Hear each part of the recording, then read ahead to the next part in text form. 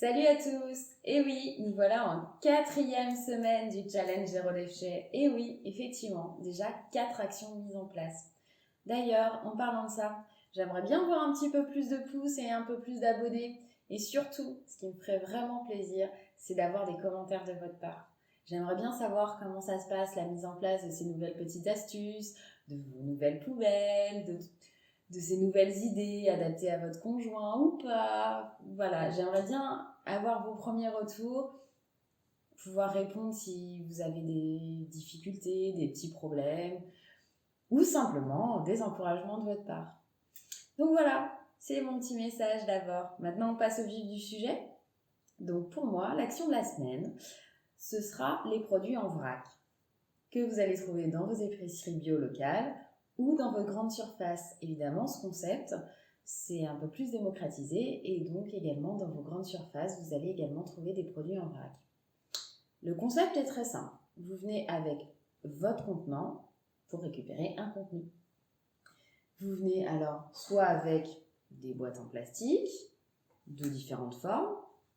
Attention, on ne les achète pas, on utilise ce qu'on a déjà chez nous. Ou alors des contenants en verre ou des petites poches en toile de jute ou autre. Tout dépendra de votre besoin. Si vous avez besoin comme moi par exemple, de fruits secs, on va choisir un contenant en verre. Si vous avez besoin de riz, pâtes ou autre, vous allez plutôt choisir ce type de poche. Donc, le concept est très simple. Vous allez me dire, oui, mais on va payer plus cher si on prend un contenant en verre. Non, pas du tout. Ça a été réfléchi. En fait, vous arrivez avec votre contenant, vous le pesez d'ailleurs une première fois sur la balance à vide. Il va vous sortir une première étiquette. Alors moi, par exemple, je l'ai rempli de raisins secs. Vous le repesez une deuxième fois, ça va vous sortir une seconde étiquette. Quand vous allez passer en caisse, l'hôte de caisse va déduire de la seconde étiquette la première étiquette, celle de votre contenant vide. Donc vous allez réellement payer que ce qu'il y a dedans. Donc, peu importe votre contenant, vous avez vu, moi je le fais sur tous. Ils sont mignons mes petits sacs. À votre avis, j'ai mis quoi là-dedans? Oui, j'ai mis du riz. Et là-dedans, j'ai mis des pâtes. Je vous invite à aller voir sur la chaîne My Little Découverte. Je vais vous faire un petit tuto pour faire ces petits sacs pour contenir du vrac. Comme ça, en plus, vous pouvez le personnaliser à la taille dont vous avez besoin.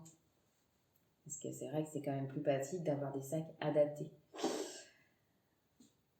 Vous pouvez également acheter, si vous ne pouvez pas acheter de vrac, si ce principe, parce que c'est pas toujours évident de penser à emmener avec soi les contenants, vous pouvez acheter déjà en plus grosse quantité.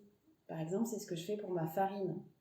Je l'achète en sac de 5 kg et je la reconditionne chez moi dans des bocaux en verre parce que c'est pratique d'en avoir un à portée de main. Et puis, le reste, je le stocke. Alors effectivement, il faut avoir un endroit de stockage pour ça. Moi, dans la maison, j'ai la possibilité de le faire. C'est vrai que c'est pas donné à tout le monde. Je le fais également pour mon sucre, par exemple. Donc, je pense que vous avez compris l'intérêt écologique, mais ça a aussi un intérêt économique. Par exemple, mon riz blanc de Camargue que j'ai payé 4,80 €, dans le commerce, un riz blanc de Camargue pas bio, vous allez le payer 3,40 €. Par contre, si vous allez acheter du riz de bio, par exemple le riz basmati bio de Toro Ailé, vous allez payer 4,80 €, comme mon riz de ma petite épicerie locale. Et en plus, le riz basmati Toro Ailé ne vient pas de France, alors que là, mon riz, il vient de Camargue, il vient de France. Donc en plus, on fait attention à la planète. On n'utilise pas des bateaux ou des avions pour importer des produits. On utilise du local. De même pour mes pâtes. J'ai payé 2,30 € mes petites coquillettes le kilo. Dans le commerce, les sucrus sont à 2,10 €. Si vous achetez du bio, vous achèterez encore plus cher dans le commerce. C'est pour vous démontrer qu'en fait, le bio, c'est pas forcément plus cher. Souvent, d'acheter en vrac, en fait, on va avoir le même prix que dans nos grandes surfaces. Et surtout, ce que je voudrais vous inviter à faire, c'est d'aller voir un petit peu plus loin que le riz, les pâtes, la farine. Regardez ce qui se fait en vrac. je vais vous citer mon exemple de mon raisin sec. Sachez que mon raisin sec, je l'ai payé 4,10 € le kilo.